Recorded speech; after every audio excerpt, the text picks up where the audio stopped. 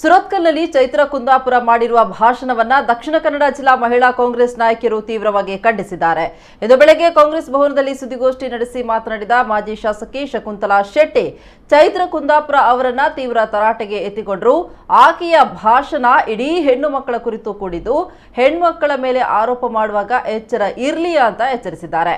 ಇನ್ನು ಇದೇ ವೇಳೆ 30 ವರ್ಷದ ಹುಡುಗಿ ಕುರಿತು ಮದುವೆ ವಿಚಾರವಾಗಿ ಮಾತನಾಡುವ ನೀವು ನಿಮ್ಮದೇ ಕ್ಷೇತ್ರದ ಎಂಪಿ ಜೊತೆಗೆ ನನ್ನ ಊರಿನ ಹೆಣ್ಮಗಳು ಶೋಭಾ ಕರಂದ್ಲಾಜೆಗೆ 55 ವರ್ಷ ಪ್ರಾಯ ಆದ್ರೂ ಮದುವೆ ಆಗದ ಕುರಿತು ನೀವು ಯಾಕೆ ಪ್ರಶ್ನೆ ಎತ್ತಿಲ್ಲ ಕೇಳಿಲ್ಲ ಅಂತ ಹಿಂದೂ ಸಂಘಟನೆ ನಾಯಕಿ ಚೈತ್ರ ಕುಂದಾಪುರ ವಿರುದ್ಧ ಹರಿಹಾಯ್ದ್ರು.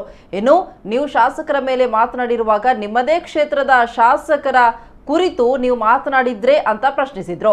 ಜೊತೆಗೆ ಇತ್ತೀಚೆಗೆ ದಕ್ಷಿಣ ಕನ್ನಡ ಜಿಲ್ಲೆಯಲ್ಲಿ ಹೆಚ್ಚುತ್ತಾ ಇರುವ ಮಹಿಳಾ ದೌರ್ಜನ್ಯದ ಕುರಿತಂತೆ ಆಕ್ರೋಶ ವ್ಯಕ್ತಪಡಿಸಿದ ಜಿಲ್ಲಾಧ್ಯಕ್ಷೆ ಶಾಲೆಟ್ ಪಿಂಟೋ, ಮಾಜಿ ಅಧ್ಯಕ್ಷೆ ಮಮತಾ ಗಟ್ಟಿ, ಪೊಲೀಸರು ಮಹಿಳಾ ದೌರ್ಜನ್ಯದ ವಿರುದ್ಧ ಸೂಕ್ತ ಕಾನೂನು ಕ್ರಮ ಕೈಗೊಳ್ಳಬೇಕು ಅಂತ ಒತ್ತಾಯಿಸಿದ್ರು.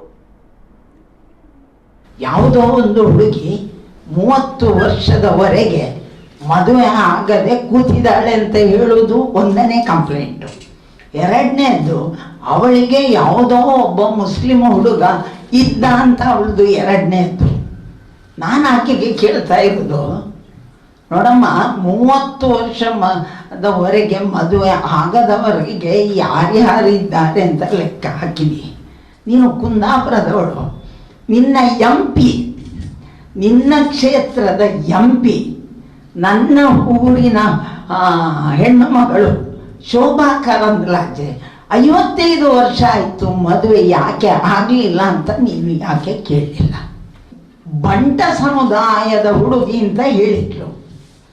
ನನಗೆ ಅನಿಸ್ತದೆ ಅವಳು ಹೇಳುವಂತಹ ಹಿಂದುತ್ವದ ಪಕ್ಷದ ರಾಜ್ಯದ ಅಧ್ಯಕ್ಷರೇ ಬಂಟ ಸಮುದಾಯದವರು. ಅವಳು ಹೇಳಿರುವಂತಹ ಕ್ಷೇತ್ರ ಅದು ಒಬ್ಬ ಬಂಟ ಸಮುದಾಯದ ಭರತ್ ಶೆಟ್ಟಿ ಅಲ್ಲಿಯ ಶಾಸಕರಾಗಿದ್ದಾರೆ. ಇವರ ನಾಯಕತ್ವದ ಅಡಿಯಲ್ಲಿ ಬಂಟ ಸಮುದಾಯದ ಹೆಣ್ಣನ್ನೇ ಆಕೆ ಹೇಳಬೇಕಿದ್ರೆ ನಾನು ಚೈತ್ರ ಕುಂದಾಪುರ ಅವರಿಗೆ ಸವಾಲು ಹಾಕ್ತೇನೆ. ನೀವು ಸರಿ ಇದ್ದೀರಿ ಅಂತಾದರೆ ಆ ಹುಡುಗಿಯ ಪ್ರೀತಿ ಯಾರೋ ಒಬ್ಬ ಮುಸ್ಲಿಂ ಮಾಡ್ತಾನೆ ಅಂತ ಹೇಳಿದಿರಲ್ಲ, ಯಾರು ಅಂತ ತೋರಿಸಿಕೊಡಿ. ಇಲ್ಲ, ಸಾರ್ವಜನಿಕವಾಗಿ ಇಡೀ ಜಿಲ್ಲೆಯ ಹೆಣ್ಣು ಮಕ್ಕಳ ಕ್ಷಮೆಯಾಚನೆ ಮಾಡಬೇಕು. ನೀವು ಇನ್ನೊಬ್ಬರ ಮಕ್ಕಳಿಗೆ ನೀವು ಬೆಲೆ ಕಟ್ಟುವ ಅಗತ್ಯ ಇಲ್ಲ.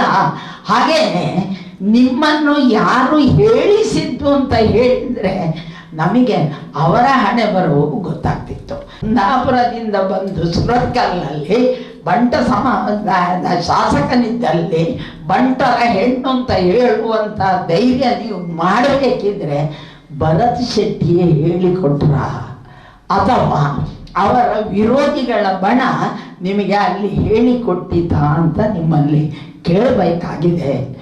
ಇನ್ನೊಂದು, ಚೈತ್ರನೇ ಹೇಳಿದ್ದು ಸೂರ್ಯ ಅಂತಂದರೆ, ಸೂರ್ಯ ಅಂತ ಹೇಳಿದರೆ ಕೋಟಿ ಚೆನ್ನಯರ ಕೈಯಲ್ಲಿ ಇರುವಂತಹ ಒಂದು ಆಯುಧ. ಆ ಆಯುಧಕ್ಕೊಂದು ಗೌರವ ಇದೆ. ಅದು ಒಂದು ಪೂಜನೀಯ ವಸ್ತು ಬಿಲ್ಲವನ ಸಮುದಾಯಕ್ಕೆ.